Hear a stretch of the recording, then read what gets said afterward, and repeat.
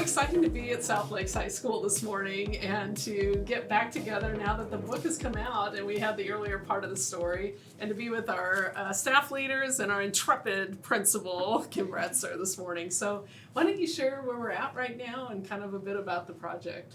Yeah, so Ink Children's Books is all about bringing diversity, whether it be cultural diversity or identity diversity, back into the children's book market. Yeah, and it all kind of started with kids like me and Mina and Kim and our whole team, where when we grew up reading children's books, the characters were never something that we could relate to. They didn't look like us. They didn't have experiences that we had, and we really wanted to change that for the future generations. We really wanted them to feel seen in the books that they read.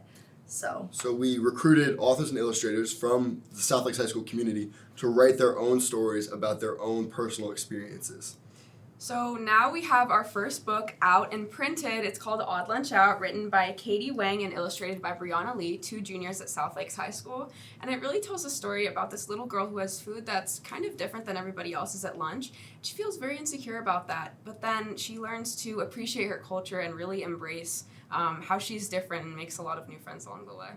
and what's special about Ink is that we're a nonprofit. So the proceeds from this book are going to two organizations chosen by our author and illustrator. So the first one, the author chose to donate it to plant trees, and then the illustrator chose to donate the proceeds to a women's empowerment organization.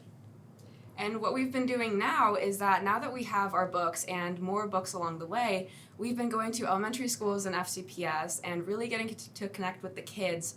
It's been really special to see how this message really resonates with a lot of kids and how a lot of kids kind of have this universal experience of not seeing themselves in books that they read. And on top of that, when I was in elementary school, I remember when I would have guest speakers from the high school come back to school, it would be super powerful to see people who are close to my age doing that for the next generation. Mm-hmm. And so the opportunity to inspire kids like I was inspired is just something that, it's an amazing opportunity.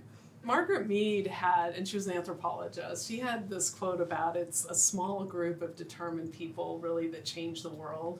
And it happens sort of one small act at a time. Mm-hmm. It's not like a big event, but it's this relentless, small act of kindness that transforms things. And I just see this as a key piece to that as you go out to elementary schools and share your message and inspire young learners to do what you're doing, right? Like it could create this movement that's incredible and transformational. So I'm really inspired and I'm thrilled.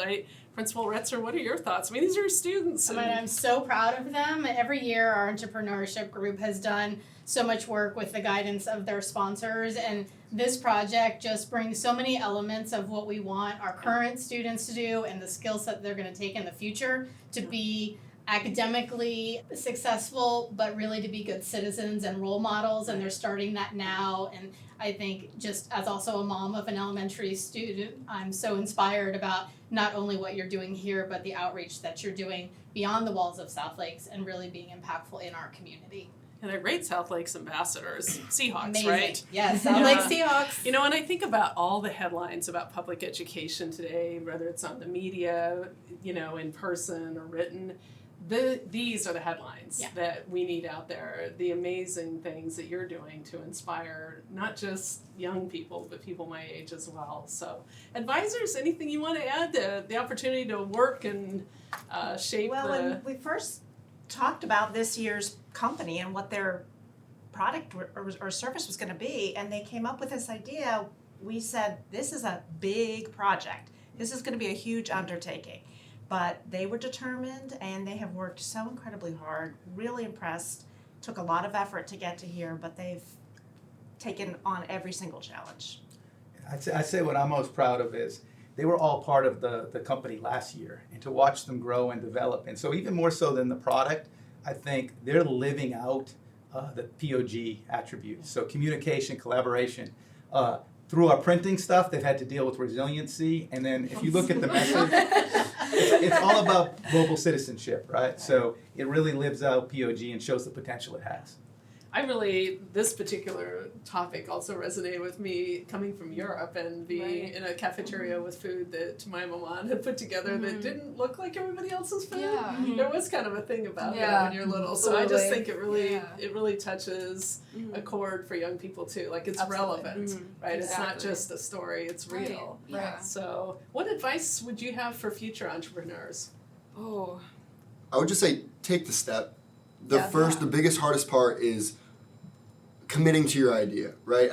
We started off very tentative, like, oh, can we do it? Like, do we have enough to get to our goal? And if you just convince yourself that you do and take that step forward, you can achieve anything. I would definitely say find people that you love to work with. I know working with these three, the other execs and all of the mentors and all the other people in the company has just been incredible. They are the best people I could ask to work with, so it's been really fun to do this whole process with them.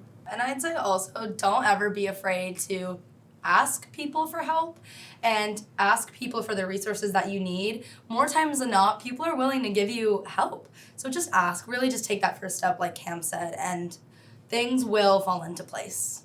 Yeah, I think walking with purpose. Yes. It's just Yeah. walking with purpose, 100%. walking with purpose no matter what. So, Principal Retzer, last word about the Seahawk project? So I just think it's a great example of authentic learning, right, which we aspire for our kids to do.